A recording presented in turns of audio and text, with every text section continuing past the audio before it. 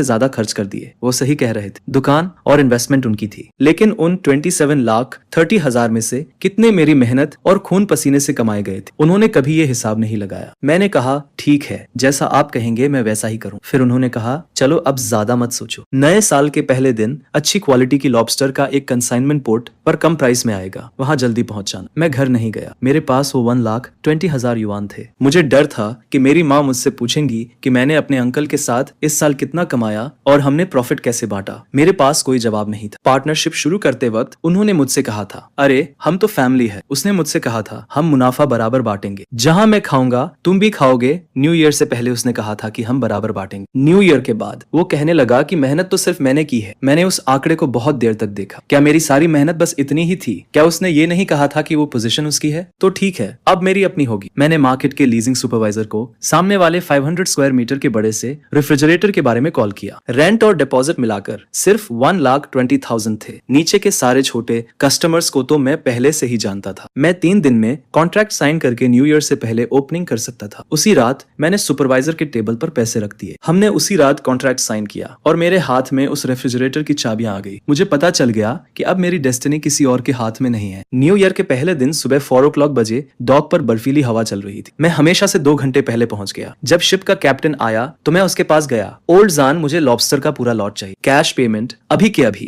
Captain हैरान रह गया, अरे तुम्हारे अंकल ने तुम्हें बताया नहीं?